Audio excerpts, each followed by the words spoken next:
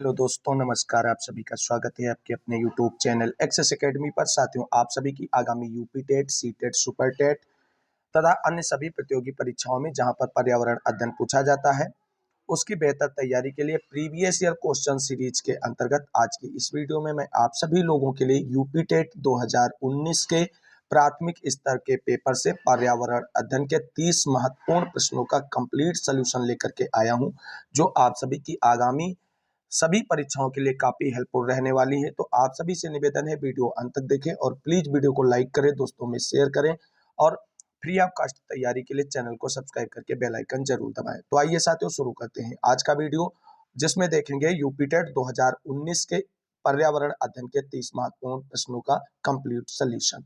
पहला प्रश्न है, भारत में महिलाओं के लिए आरक्षण की व्यवस्था कहाँ की गई है? ऑप्शन ए लोकसभा में, ऑप्शन 2 मंत्रिमंडल में, ऑप्शन 3 विधानसभा में, ऑप्शन 4 पंचायती राज संस्थाओं में। तो साथियों, आपको बता दें, भारत में महिलाओं के लिए आरक्षण की व्यवस्था लोकसभा में, मंत्रिमंडल में और विधानसभा में कहीं भी नहीं की गई है। केवल और केवल आपको बता दें, पंचायती राज संस्थाओं में 33% महिलाओं के लिए आरक्षण की व्यवस्था की गई है। तो इस प्रकार इस प्रश्न का राइट आंसर ऑप्शन नंबर 4 होगा। भारत में महिलाओं के लिए आरक्षण की व्यवस्था पंचायती राज संस्थाओं में है। अगला प्रश्न है, किसी राज्य के राज्यपाल की नियुक्ति के लिए कम से कम क्या उम्र होनी चाहिए? ऑप्शन ए 35 वर्ष, ऑप्शन 2 50 वर्ष, ऑप्शन 3 45 वर्ष और ऑप्शन 4 30 वर्ष। इस प्रश्न का राइट आंसर है ऑप्शन नंबर 1। किसी भी राज्यपाल की नियुक्ति के लिए न्यूनतम आयु जो है वो 35 वर्ष होनी चाहिए। अगला प्रश्न है, सूची से मिलान, सूची फर्स्ट और सूची सेकंड का सही सुमेलन करते हुए सही कूट का चयन कीजिए। तो इधर दिए हुई सूची 1 से और सूची 2 से मिलान करना है। तो देखते हैं मिलाने के बाद कौन सा ऑप्शन इसमें सही बनेगा। तो भारत का संघ प्रधानमंत्री से मिलेगा, यानी सेम टू सेम रहेगा। वहीं राज्य जो है राज्यपाल से मिलेगा, नगर निगम मेयर से मिलेगा और ग्राम पंचायत सरपंच से मिलेगा। इस प्रकार पहले का पहला, तो ऑप्शन आप जब देखेंगे यहाँ पर पहले के पहले से, तो कोई एक ही ऑप्शन जिसमें पहले का पहला निकल कर आ रहा है। तो इस प्रकार इस प्रश्न का राइट आंसर विकल्प संख्या 2 हो जाएगा। अगला प्रश्न देखते हैं। अगला प्रश्न है, अनुच्छेद 356 का प्रथम प्रयोग कब और कहां हुआ? ऑप्शन 1 है Bihar 1958, option 2 Jammu Kashmir 1956, option 3 Kerala 1959, option 4 Madhya Pradesh 1957। तो इस प्रश्न का राइट आंसर ऑप्शन नंबर 3 है, केरल 1959 में अनुच्छेद 356 का सर्वप्रथम प्रयोग हुआ था। अगला प्रश्न देखते हैं। अगला प्रश्न है, नगर निगम द्वारा कौन सा कर लगाया जा सकता है? ऑप्शन 1 मनोरंजन कर, ऑप्शन 2 चुंगी कर, ऑप्शन 3 गृह कर, ऑप्शन 4 उपरोक्त सभी। तो इस प्रश्न का राइट आंसर है ऑप्शन नंबर 4, उपरोक्त सभी जो कर हैं वो नगर निगम के द्वारा लगाए जा सकते हैं। अगला प्रश्न है, पूर्वा किस अधिवास में शामिल है? ऑप्शन 1 अपखंडित, ऑप्शन 2 रेखी, ऑप्शन 3 ग्रामीण, ऑप्शन 4 नगरी। तो इस प्रश्न का राइट आंसर है ऑप्शन नंबर 3, पूर्वा जो है वो ग्रामीण अधिवास में शामिल किया जाता है। अगला प्रश्न है, कौन सा ज्वालामुखी पर्वत है? Option 1 Aravalli, option 2 Appalachian, option 3 Ural और ऑप्शन 4 किलिमंजारो। तो इस प्रश्न का राइट आंसर है ऑप्शन नंबर 4, किलिमंजारो जो है एक ज्वालामुखी पर्वत है। अगला प्रश्न है, एलिफेंटा द्वीप स्थित है? ऑप्शन 1 कच्छ तट पर, ऑप्शन 2 मुंबई तट पर, ऑप्शन 3 गोवा तट पर, ऑप्शन 4 गंगा के डेल्टा पर। तो इस प्रश्न का राइट आंसर ऑप्शन नंबर 2 होगा, मुंबई तट में। और आप सभी लोग जानते हैं एलिफेंटा द्वीप पर स्थित एलिफेंटा की गुफाएं जो है वो भी महाराष्ट्र में पड़ती हैं। अगला प्रश्न है, मानसूनी वन कहाँ पाए जाते हैं? जहां पर वर्षा कितनी होती है, यानी मानसूनी वन जहां पर पाए जाते हैं वहां वर्षा कितनी होती है? ऑप्शन 1 70 से 200 सेंटीमीटर, ऑप्शन 3 2 50 से 150 सेंटीमीटर, ऑप्शन 3 150 से 200 सेंटीमीटर और ऑप्शन 4 70 से 100 सेंटीमीटर। तो इस प्रश्न का राइट आंसर ऑप्शन नंबर 1 होगा, 70 से 200 सेंटीमीटर जहां पर वर्षा होती है वहां पर मानसूनी वन पाए जाते हैं। अगला प्रश्न है, कार्बी एंगलोंग पठार का विस्तार कहां पर है? ऑप्शन 1 प्रायद्वीपीय पठार का, ऑप्शन 2 तिब्बत का पठार, ऑप्शन 3 हिमालय का पठार, ऑप्शन 4 शान पठार। तो अब इस प्रश्न का राइट आंसर होगा ऑप्शन नंबर 1 प्रायद्वीपीय पठार में कार्बी एंगलोंग पठार का विस्तार पाया जाता है। अगला प्रश्न देखते हैं। प्रश्न है निम्नलिखित में से अचल जीव का उदाहरण है। ऑप्शन 1 है यूप्लेक्टिला, ऑप्शन 2 काइटिन, ऑप्शन 3 लीच और ऑप्शन 4 इक्नस। तो इस प्रश्न का राइट आंसर है ऑप्शन नंबर 1 यूप्लेक्टिला जो है वो एक अचल जीव का उदाहरण है। अगला प्रश्न देखते हैं। प्रश्न है प्रोटीन अणुओं की इकाई है। ऑप्शन 1 ग्लूकोज, ऑप्शन 2 अमीनो अम्ल, ऑप्शन 3 वसा अम्ल, ऑप्शन 4 विटामिन। तो इस प्रश्न का राइट आंसर है ऑप्शन नंबर 2 प्रोटीन अणुओं की इकाई जो है अमीनो अम्ल है। अगला प्रश्न है निम्न में से कौन सा अंगक पादप कोशिकाओं में अनुपस्थित होता है। ऑप्शन ए सेल्यूलोज कोशिका भित्ति, ऑप्शन 2 रिक्तिकाएं, ऑप्शन 3 लवक, ऑप्शन 4 तारककाय। तो इस प्रश्न का राइट आंसर होगा ऑप्शन नंबर 4 तारककाय। अगला प्रश्न देखते हैं। मनुष्य के शरीर की सबसे बड़ी ग्रंथि है। ऑप्शन ए अग्न्याशय, ऑप्शन 2 अधिवृक्क ग्रंथि, ऑप्शन 3 पीयूष ग्रंथि, ऑप्शन 4 यकृत। तो साथियों इस प्रश्न का राइट आंसर है ऑप्शन नंबर 4 यकृत मनुष्य के शरीर की सबसे बड़ी ग्रंथि है। वहीं पीयूष ग्रंथि को मास्टर ग्रंथि के नाम से भी जाना जाता है। अगला प्रश्न है उत्तर प्रदेश का राजकीय पक्षी है। ऑप्शन 1 सारस या क्रेन, ऑप्शन 2 गौरैया, ऑप्शन 3 मोर, ऑप्शन 4 तोता। तो इस प्रश्न का राइट आंसर है ऑप्शन नंबर 1 है उत्तर प्रदेश का राजकीय पक्षी सारस है। राजकीय वृक्ष जो है वो अशोक है। अगला प्रश्न देखते हैं। निम्नलिखित में से किस प्रदेश में रेनडियर पाया जाता है। Option A tundra Pradesh, option 2 monsoon, option 3 गर्म स्थल, ऑप्शन 4 टैगा। तो इस प्रश्न का राइट आंसर ऑप्शन नंबर 1 होगा टुंड्रा प्रदेशों में रेनडियर पाए जाते हैं। अगला प्रश्न है निम्नलिखित में से कौन सा एक शीतोष्ण घास का प्रदेश नहीं है। Option 1 pampas, option 2 downs, option 3 compass, option 4 prairies. तो साथियों इस प्रश्न का राइट आंसर है ऑप्शन नंबर 3 कंपास जो है वो शीतोष्ण घास प्रदेश नहीं है।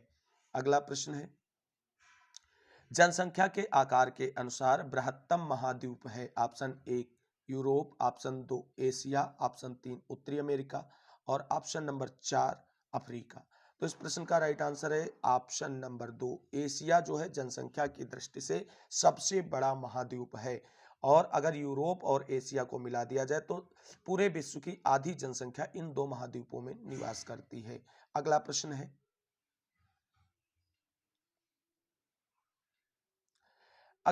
है भारत में थारू जनजाति कहाँ निवास करती है। ऑप्शन 1 थार मरुस्थल में, ऑप्शन 2 उत्तराखंड में, ऑप्शन 3 उत्तर प्रदेश के तराई क्षेत्र में, ऑप्शन 4 झारखंड में। तो साथियों इस प्रश्न पे काफी विवाद रहा है और लास्ट में पीएनपी की तरफ से इसमें दो ऑप्शंस को सही माना गया था, यानी दूसरा और तीसरा इसमें ऑप्शन सही है। तो इस प्रकार भारत में थारू जनजाति का निवास उत्तराखंड और उत्तर प्रदेश के तराई क्षेत्रों में पाया जाता है और पीएनपी की तरफ से इस प्रश्न के जो है दो ऑप्शनों को सही माना गया था और इस पे कॉमन अंक दिया गया था। अगला प्रश्न है भिलाई इस्पात संयंत्र कहाँ स्थित है। ऑप्शन 1 मध्य प्रदेश में, ऑप्शन 2 छत्तीसगढ़ में, ऑप्शन 3 झारखंड में, ऑप्शन 4 उड़ीसा में। तो इस प्रश्न का राइट आंसर ऑप्शन नंबर 2 होगा भिलाई इस्पात संयंत्र छत्तीसगढ़ में स्थित है। अगला प्रश्न है संसार का सर्वाधिक समस्याकारी जलीय खरपतवार जिसे बंगाल का आतंक भी कहते हैं वह क्या है। Option A lantana camara, option 2 एकोर्निया क्रासिपस जिसे जलकुंभी कहते हैं, ऑप्शन 3 पार्थिनियम हिस्टेरोफोरस यानी कांग्रेस घास, चौथा है सिनोडेन डेक्टाइलोन जिसे दूब घास कहते हैं।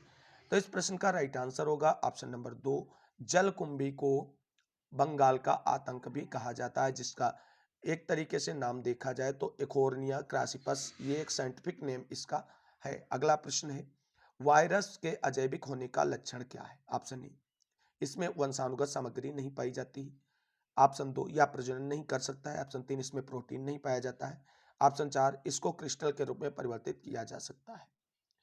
तो इस प्रश्न का जो राइट आंसर है ऑप्शन नंबर 4 इसको क्रिस्टल के रूप में परिवर्तित किया जा सकता है, इसीलिए वायरस को अजैविक लक्षण के अंतर्गत इसे रखा जाता है। अगला प्रश्न है पादप हार्मोन जो फलों को पकाने में सहायता करता है।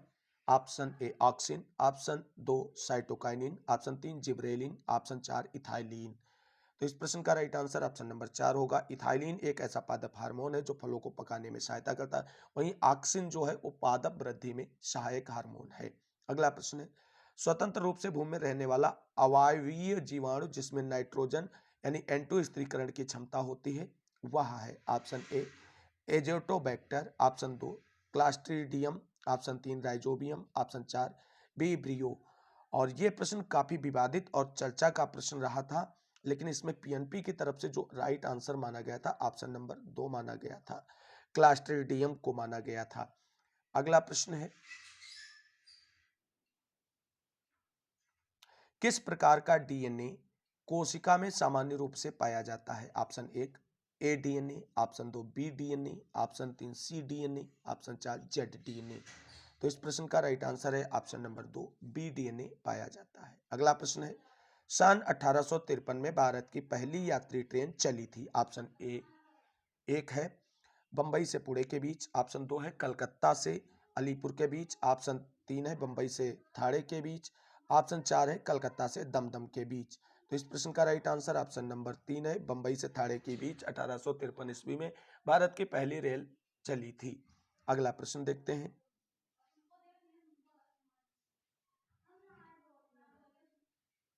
प्रश्न है, एशिया का सबसे बड़ा पशु मेला आयोजित होता है। ऑप्शन 1 हरिद्वार में, ऑप्शन 2 पुष्कर में, ऑप्शन 3 सोनपुर में, ऑप्शन 4 नासिक में।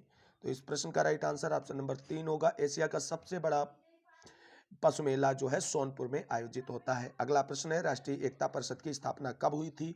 ऑप्शन 1 1951 में, ऑप्शन 2 1971 में, ऑप्शन 3 1961 में, ऑप्शन 4 1981 में। तो इस प्रश्न का राइट आंसर होगा ऑप्शन नंबर 3 1961 ईस्वी में स्थापित हुई थी। अगला प्रश्न है, समता के अधिकार का उल्लेख संविधान के किन अनुच्छेदों में मिलता है। ऑप्शन 1 अनुच्छेद 19 से 22, ऑप्शन 2 अनुच्छेद 23 से 24, ऑप्शन 3 अनुच्छेद 14 से 18, ऑप्शन 4 अनुच्छेद 25 से 28। तो इस प्रश्न का राइट आंसर ऑप्शन नंबर 3 होगा। भारत में जो समता यानी समानता के अधिकार का उल्लेख है वो संविधान के अनुच्छेद 14 से 18 के अंतर्गत किया गया है और इसमें सभी प्रकार की समानताओं का उल्लेख किया गया है। आप सभी लोग जानते हैं भारतीय संविधान में मौलिक अधिकारों के अंतर्गत समता के अधिकार को सम्मिलित किया गया है। आगे देखते हैं अगला प्रश्न और आज के वीडियो का अंतिम प्रश्न होगा ये, किस देश में लचीला संविधान लागू है। Option 1 Bharat, option 2 America, option 3 चीन, ऑप्शन 4 यूनाइटेड किंगडम। तो इस प्रश्न का राइट आंसर ऑप्शन नंबर 4 होगा। यूनाइटेड किंगडम में लचीला संविधान लागू है। आप सभी को बता दें, संविधान में जो संशोधन की प्रक्रिया होती है उसके आधार पर संविधान को लचीला या कठोर कहा जा सकता है। तो और आप सभी लोग जानते हैं जो भारत का संविधान है वो विश्व का सबसे बड़ा संविधान है और सबसे लिखित संविधान। पहला लिखित संविधान अगर किसी के पास आया तो वो अमेरिका के पास आया था। तो ये थी साथियों यूपी टेट 2019 के प्राथमिक स्तर यानी लेवल 1 के से ईबीएस अर्थात पर्यावरण अध्ययन के 30 प्रश्नों का कंप्लीट सॉल्यूशन जो आप सभी की आगामी यूपी टेट, सी टेट और सुपर टेट एग्जाम्स के लिए काफी हेल्पफुल रहेगा। उम्मीद करते हैं ये वीडियो आप सभी को अच्छा लगेगा और आप सभी की आगामी एग्जाम्स में काफी हेल्पफुल रहेगा। प्लीज वीडियो अच्छी लगी हो तो लाइक करें, दोस्तों में शेयर करें और आगे की तैयारी को फ्री ऑफ कॉस्ट जारी रखने के लिए चैनल को सब्सक्राइब करके बेल आइकन जरूर दबाएं। मिलेंगे अगले वीडियो में नेक्स्ट ईयर के प्रीवियस ईयर क्वेश्चंस को लेकर के। तब तक के लिए सभी साथियों को जय हिंद, जय भारत, वंदे मातरम। आप सभी साथियों का दिन शुभ हो।